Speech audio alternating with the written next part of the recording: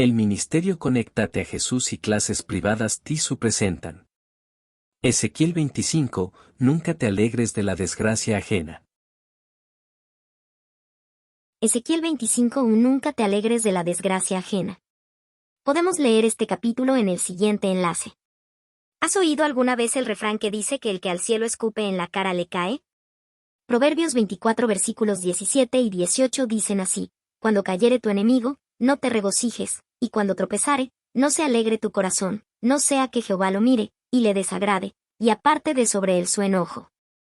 Esto es exactamente lo que le ocurre a una de las naciones que se enfrenta al juicio en el capítulo 25 de Ezequiel. Pero antes de entrar en detalles, necesitamos dar una breve introducción a esta nueva serie de capítulos. Introducción a la segunda parte de Ezequiel, capítulos 25 a 32. Del capítulo 1 al 31, Ezequiel dio testimonios relacionados con la destrucción de Jerusalén y los restos del Estado israelita.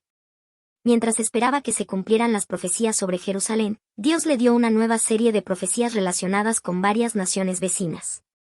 El juicio había comenzado con la casa de Dios. Véase Ezequiel capítulo 9 versículo 6 y primera epístola de Pedro capítulo 4 versículo 17, pero ahora debía extenderse al mundo exterior. ¿Es Dios solo Dios de Israel? Dios no es un Dios de una sola nación, Él es Dios de todo el mundo. No hace acepción de personas. Todas las almas son suyas, independientemente de sus afiliaciones nacionales. Él está tan ansioso por salvar a los habitantes de una nación como a los de otra. ¿Cuál es el propósito del juicio de las naciones? Él planeó que una muestra de su omnisciencia, al pronosticar con tanta exactitud su historia futura, proporcionara la base necesaria para la fe. Es cierto que las amenazas lanzadas sobre estos pueblos parecen severas e implacables, sin mezcla de misericordia. Sin embargo, hay que recordar que se trataba de juicios nacionales en los que no estaba necesariamente implicada la salvación personal de los ciudadanos. A menudo ocurre que la calamidad nacional impulsa a los hombres a buscar a Dios, de modo que lo que parece ser para su desventaja realmente obra para su bien. Las naciones están llamadas a cumplir el alto destino que Dios les ha asignado. Dios lleva una cuenta exacta de las naciones. Todas son puestas a prueba para ver si cumplirán o no el alto destino que se les ha asignado. Cuando su cuenta está llena, sufren su castigo, como nación. Lo mismo ocurrió con Israel. Sufrió el más trágico derrocamiento, pero a través de todo ello Dios planeó obrar la salvación de un pequeño remanente. Ver el libro de Daniel capítulo 4 versículo 17. Contenido de la parte 2 de Ezequiel, capítulos 25 a 32. Esta nueva sección contiene mensajes a 7 naciones más estrechamente relacionadas con las suertes de Israel y Judá. 1. Amón, capítulo 25 versículos 1 al 7. 2. Moab, capítulo 25 versículos 8 a 11. 3. Edom, capítulo 25 versículos 12 a 14. 4. Filistea, capítulo 25 versículos 15 a 17. 5. Tiro, capítulo 26 versículo 1 al capítulo 28 versículo 19. 6. Sidón, capítulo 28 versículos 20 a 26. 7. Egipto, capítulo 29 versículos 1 al 21 y capítulo 32 versículos 1 al 32. Comentario bíblico adventista sobre el capítulo 25 versículo 1 de Ezequiel.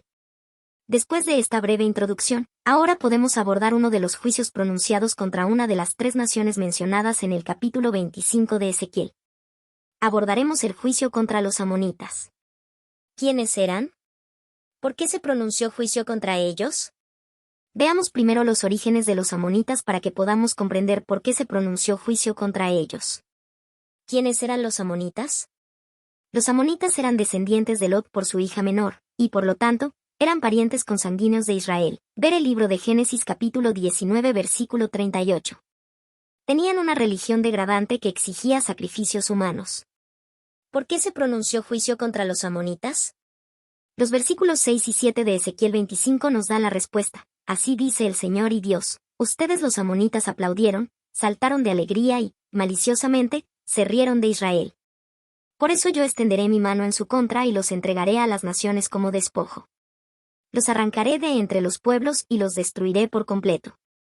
Entonces sabrán ustedes que yo soy el Señor. Nueva versión internacional. Las acciones manifestadas por los amonitas cuando Jerusalén cayó en cautiverio por los babilonios fueron una manifestación de alegría maliciosa. Este versículo me recordó un incidente con nuestra criada. Una tarde la llevamos a casa y nos sorprendió ver que su casa se inclinaba hacia un lado. Su casa era de madera y estaba a punto de caerse. Su vecina se rió de nuestra criada diciéndole que cuando su casa se cayera, se alegraría de su desgracia. Un día de tormenta, a la vecina le ocurrió lo que ella deseaba que le ocurriera a nuestra criada. Su casa se vino abajo, mientras que la de nuestra criada, que había sido reparada antes de la tormenta, se mantuvo firme. Siempre debemos tener cuidado con lo que deseamos. Cuando los amonitas se alegraron por el cautiverio de Jerusalén, pocos sabían que pronto les llegaría la hora del juicio. Y el profeta Ezequiel les dio el mensaje para que, cuando ocurriera, supieran que Dios es Señor sobre todas las naciones. Versículo 7. Este versículo sabrán que yo soy el Señor se ha repetido una y otra vez en los capítulos anteriores que hemos visto en Ezequiel.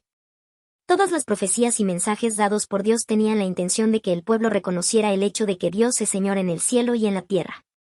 Dios diseñó que el conocimiento de su poder llevara a los hombres a buscar su salvación.